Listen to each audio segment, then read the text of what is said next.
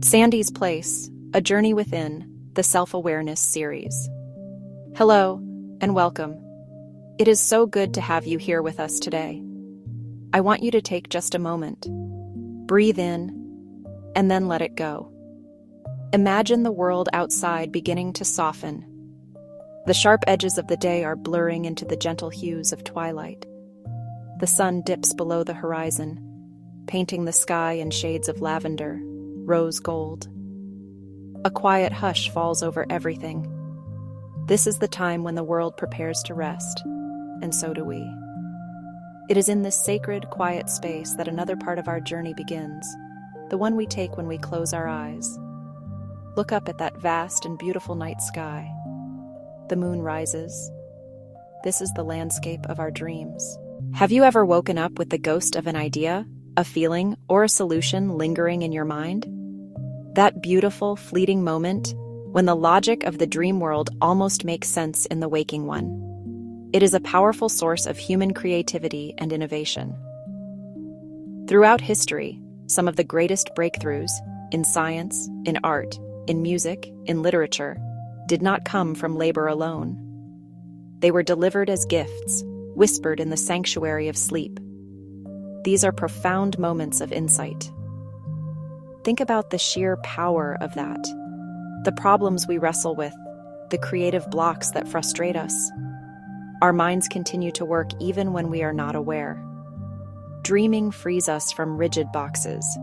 It allows unexpected connections, symbolic leaps, a creative alchemy.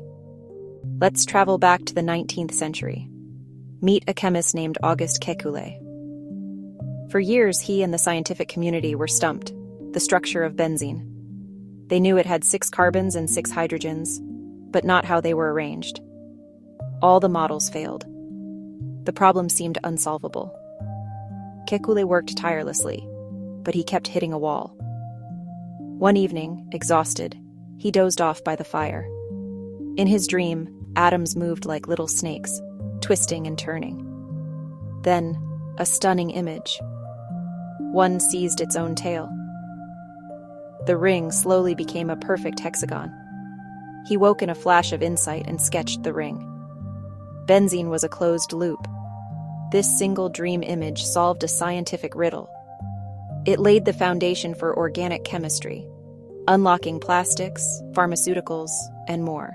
Now, let's turn to the world of music. Imagine being one of the most famous musicians on the planet. This was Paul McCartney in 1965. He woke with a complete, fully formed melody in his head. For weeks, he asked everyone, "Have you heard this?" No one had. It was completely original, placeholder lyrics just to hold the structure. Eventually, he accepted the truth. This beautiful melody was his, a gift from his subconscious. He wrote the real lyrics, and that song became Yesterday, one of the most recorded songs in popular music. A timeless ballad loved around the globe, born not in a loud studio, but in the quiet, mysterious world of a dream. Pay attention to those fleeting morning melodies or phrases. They might be the beginning of something wonderful, a gift from your inner artist. Creativity in dreams extends into literature. Let's visit Mary Shelley, summer of 1816, near Lake Geneva, with Percy Shelley and Lord Byron.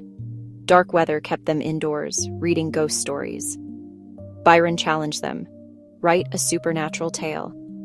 Everyone wrote, except Mary. She wanted something special, but no idea came. One night, after talk of life and reanimation, she drifted into that in-between state. A terrifying vision came. A pale student of science kneeling beside what he had made. She saw the hideous man creation stir with unnatural movement, the creator's terror, and the creature's watery yellow eyes as it came to life. Fear made her open her eyes, yet from that terror, inspiration. She had found her story. The vision was complete. She described the specter from her waking dream. It became the opening of Frankenstein. Her dream gave an iconic image that has captivated readers for over 2 centuries, raising questions about creation, responsibility, and what it means to be human. Our dreams can also offer very practical, mechanical solutions. Elias Howe struggled with the sewing machine. He had most mechanics solved, but the needle's eye, placed at the back, made the machine fail. Obsessed day and night, he finally collapsed into sleep. He dreamed he was captured by warriors in a foreign land. The king demanded a working machine in 24 hours, or death by spears. As they raised and lowered their spears, he noticed a small eye-shaped hole near the tip. He woke with the image burned into his mind. The solution: put the eye at the point, not the back. He rushed to his workshop and made it. It worked perfectly. Dreams can create high-stakes stories that force us to see the overlooked detail, a powerful resource for innovation. These stories are extraordinary, but not just for historical figures. They reveal a truth for each of us. Your dreams are speaking to you. Your own messengers, private counselors, creative guides. They are a direct line to your inner self, the part that knows what you need, what you fear, what you hope for, what you are capable of.